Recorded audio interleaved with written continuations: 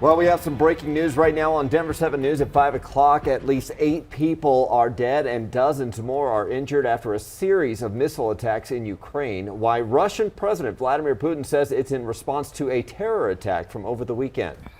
Back here at home, 7 people were injured and 1 man killed after a night out in Golden. We're learning more about why a man may have driven into a crowd on purpose. And we still have another week before the Broncos play again, but is that enough time for Russell Wilson to heal up? The latest on an injury to his throwing arm, as if the Broncos need to make things more difficult right now. Yeah, injuries have really plagued the team, so we'll get the latest on him coming up. Thanks for joining us on this Monday. I'm Brian Sanders. And I'm Nicole Brady. And Lisa, today is going to be one of those perfect fall days you told us this morning. Yesterday was too. It was gorgeous. Yeah, and you're right. This morning, beautiful, clear skies. Satellite and radar, you're going to find sunshine, a lot of it for the early morning drive. So keep that in mind before you head out the door this morning. And pretty nice all week long. We're going to see a slight chance for a few showers late day Tuesday, but we're talking 60s and 70s across the Super 7 day. And today being one of those days, take a look early on 40s and 50s. We'll get into the low 70s though here by noon, low to mid 70s for highs. So Denver's likely going to be right around 75 degrees here this afternoon. Really statewide pleasant, more 50s and 60s in the mountains. It's cool this morning, but extremely comfortable. We have some cities, Jason, on the eastern plains that are going to be at about 80 degrees here this afternoon. I'll show you the rest of the weekend, that chance for a few showers coming up in just a few minutes. And right now, the overall drive still looks pretty nice if you're heading out and about this morning. Weather is going to be down here in Larkspur in the GAP project. We have a lot of GAP work that's going to be happening over the next couple of weeks as they're going to continue to put the tolling equipment in the express lanes, but it looks pretty good now. Take a look here across downtown Denver. It looks shaky, like it'd be windy, but it's not. Maybe somebody's grabbing the pole that the camera's on, it's shaking it, or it's the bridge that kind of bounces.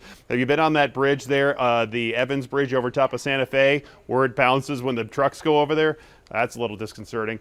Take a look at the overall map and you see a little bit of road work still continuing out to the west side of town along I-70, but the overall drive still looks pretty nice. I'm not seeing any other big issues anywhere around town right now. Well, there was a wave of missile attacks in Ukraine overnight. At least 8 people have died. 24 more are injured in Ukraine's capital city of Kyiv. Yeah, the most violence we've seen in that city since the early days of the war. Vladimir Putin says he ordered the strikes after the weekend explosion on a bridge that connects southern Ukraine to mainland Russia. The bridge is a vital connector for supplies like gas and food to reach Russian troops. Here, as reported, we have no doubts that this is a terrorist attack aimed at the destruction of the critical infrastructure of Russian Federation. And authors, executors, and masterminds are the secret services of Ukraine. Ukraine's President Volodymyr Zelensky is set to meet with German leaders virtually later today to assess the next steps. We'll be following developments on this all morning long.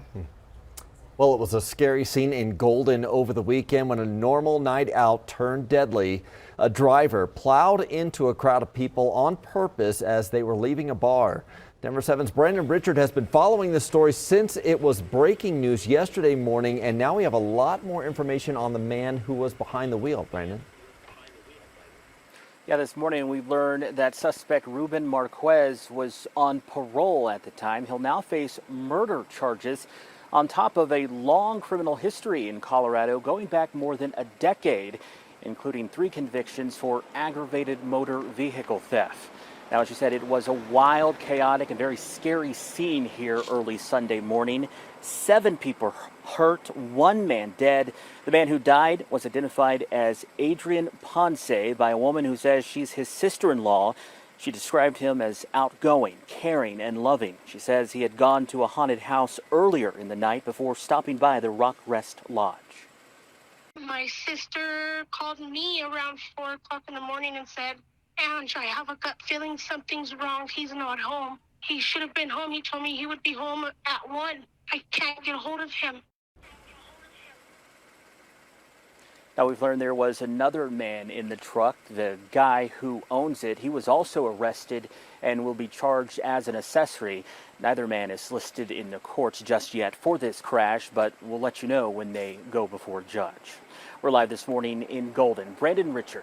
Denver 7. All right, thank you, Brandon. Well, the state's latest kids count report, which looks at our children's well-being, finds that young people in Colorado are dying at higher rates from things like homicide, drug overdoses, and even suicide. And we know that the pandemic led to more isolation and worsened depression symptoms for many teenagers. I spoke to addiction counselor Blake Fleet. He says parents should not be afraid to ask their children if they're considering ending their lives. It's important to ask that. It's important to know that you're not going to make it worse by doing that. Now, that doesn't mean you go into accusations or anything like that. You listen. You hear what they have to say. It's also very important to make your home a safer place by removing guns or pills that can be abused if you're worried about someone in your household. If we can make it as hard as possible and give people enough time as possible to get from I'm having the thought to I'm going to take this action, that's the goal. That seems to be an important message, that just having the thought isn't necessarily the end. There is hope. Yeah, oh yeah, for sure. And it's not even that uncommon for people to have these thoughts. That's not uncommon, really. About 40% of Colorado high school students surveyed in 2021 reported they had felt so sad or hopeless over a 2-week period they had stopped doing usual activities. That number was up from 24% in 2013. And the number of teens reporting they had seriously considered suicide increased from 14% in 2013 to 17% in 2021. Since the pandemic, the state now offers 3 free counseling sessions to young people. You can set those up at imattercolorado.org. Health One also has a new behavioral health and wellness center at Saddle Rock in Aurora.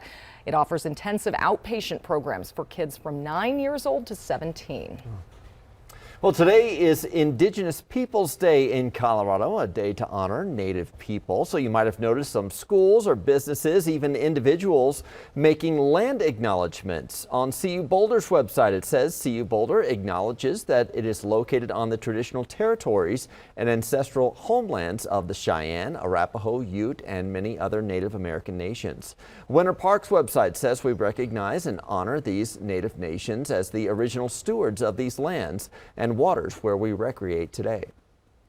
Taking the performative steps of simply acknowledging Indigenous people and the land with which you reside in, but then taking steps about how can we give back, acknowledge further in more meaningful ways Indigenous people and their contributions while supporting their development as well. Some groups are actually giving land back and others are paying taxes to Indigenous tribes. Well, we are 1 week away from the Broncos' next matchup in Monday Night Football, but the question now is, will Russell Wilson play? So many questions. We learned over the weekend Wilson played last Thursday's game with a partially torn muscle near his upper back and shoulder of his throwing arm. He did go to LA on Friday to get treatment, but the normal recovery time for this kind of injury is about a month. Nonetheless, Denver 7's Broncos insider Troy Rank was told Wilson is expected to play against the Chargers next Monday. That is a game you can watch right here on Denver 7 Monday Night Football. Broncos Chargers. Our pregame coverage starts at 5. Kickoff is just after 6, and then catch our postgame show right after. Lisa. Maybe he could learn to throw with the other arm within the next week, right? That's got to be easy. We have what is going to be here early this morning, 40s and 50s, but highs this afternoon statewide, mid to upper 70s, sunny skies, calm winds. Hey, Jace. A beautiful day in store. We'll get to more on that coming up in just a few minutes. Well, the tally light wasn't on, so I didn't think the key was hot. So there you go. Right now we have a good drive going on the east side of town. This is 225 over there in Mississippi. The northbound, southbound side looks just fine. No issues for you here this morning. Really citywide as we're just wrapping up that overnight construction to that west side. If you're looking to add to your family a furry friend, why this may be the month to do it.